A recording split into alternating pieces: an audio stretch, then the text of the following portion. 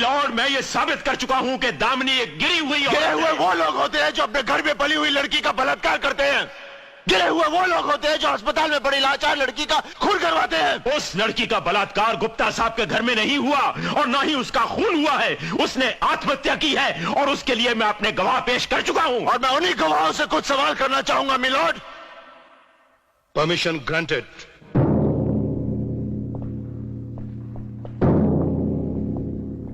तुम गुप्ता जी के यहाँ 10 साल से काम कर रहे हो? जी साहब। इसका मतलब है तुम उनके वफादार हो, ईमानदार हो, तुम पर उनका पूरा भरोसा है। हाँ, गाड़ियों की पूरी देखभाल भी तुम ही करते हो, जैसे उनकी मरम्मत, उनमें पेट्रोल डलवाना, सब कुछ तुम देखते हो। तो होली के उस दिन जब वो 4 लड़के उर्मी को लेकर गए, तो चड्ढा साहब आप ध्यान दीजिए, तो उस दिन जब वो 4 लड़के उर्मी को लेकर गए तो बहुत परेशान हुए होंगे। तुम्हें ढूंढा होगा गाड़ी के लिए, चाबी के लिए। नहीं साहब, वो जिप्सी की गाड़ी, मेरा मतलब जिप्सी की चाबी मेरे पास नहीं होती साहब।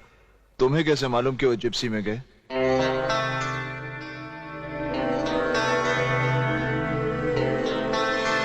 नहीं साहब, क्या बाद में मेरे को मालूम पड़ गया साहब।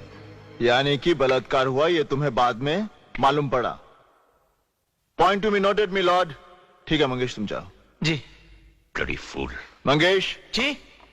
चड्ढा साहब, आप मंगेश को डांटना चाहते होंगे? हाँ? क्या बड़बड़ कर रहे थे तो मैंने सोचा कुछ पूछना चाहते होंगे। नहीं।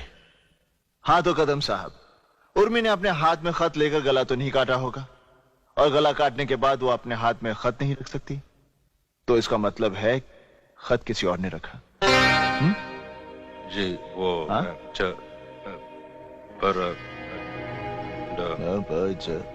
चड्ढा साहब, आपको मबज की भाषा समझ में आती है? खैर, आपको तो वैसे कुछ सुनाई नहीं देता। मिलॉर्ड, सबसे बड़ी बात तो यह है कि उर्मी को लिखना नहीं आता था। उसके राशन कार्ड पर उसका सिग्नेचर नहीं, उसका अंगूठा है। और ये बात शायद उर्मी के कातिल नहीं जानते थे, जैसे कदम साहब और चड्ढा साहब नहीं जानते। क्यों चड्ढा साहब, गलत कह रहा हूं? योर ऑनर, अब मैं दामिनी के पति शेखर गुप्ता को बुलाने की इजाजत चाहूंगा। इजाजत है।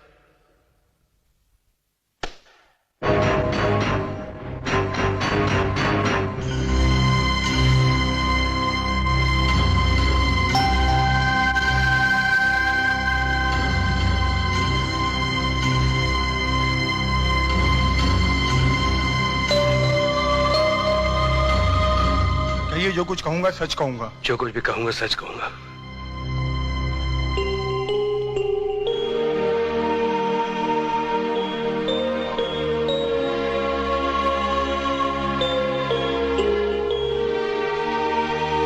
शेखर बाबू, क्या आप अपनी पत्नी से प्यार करते हैं?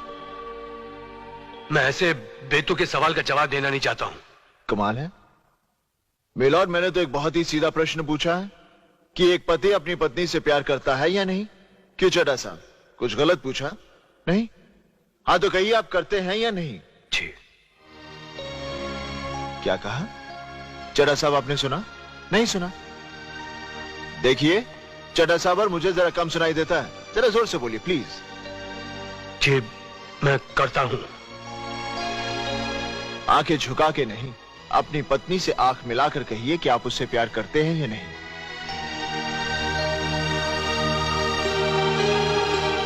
ये एक औरत के विश्वास का सवाल है। जी बहुत करता हूं।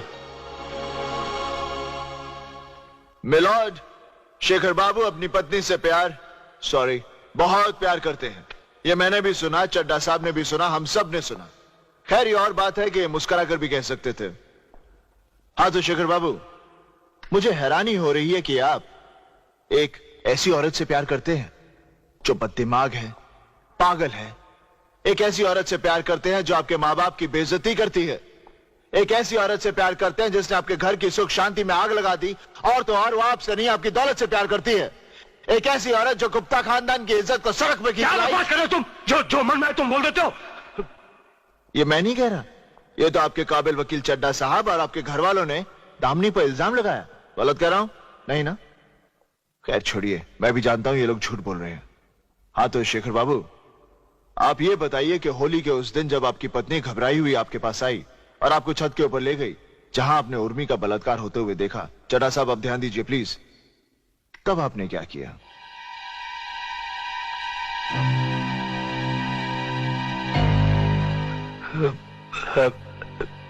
ऐसा कुछ नहीं हुआ। क्या?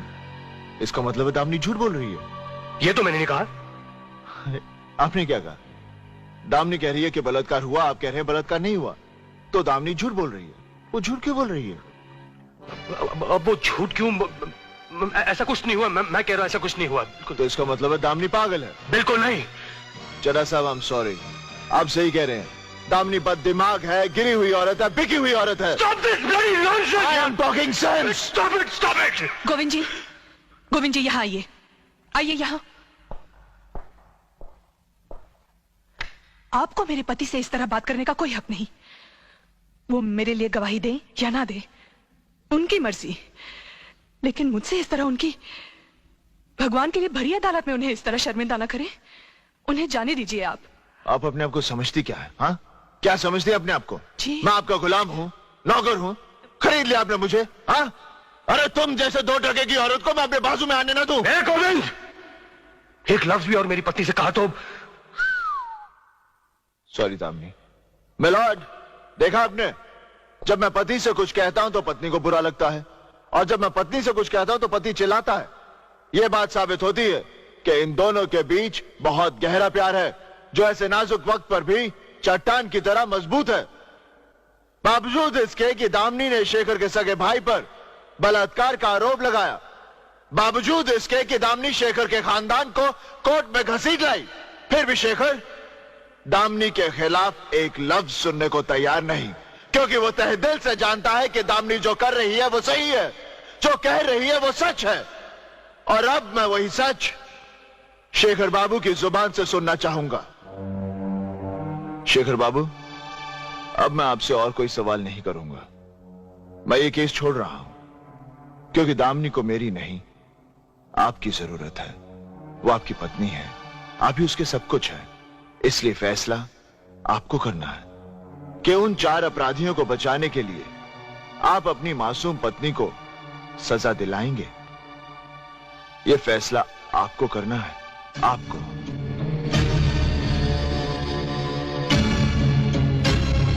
मिलॉर्ड, मेरी तो कुछ समझ में नहीं आ रहा है। ये पति पत्नी के गहरे प्यार की नुमाइश करके क्या साबित करना चाह रहे हैं? शर्म आनी चाहिए इन्हें कि एक औरत के झूठे जज्बात का सहारा ले रहे हैं ये। चुप है कानून का दलाल। वो कौड़ी के ऑर्डर ऑर्डर ऑर्डर।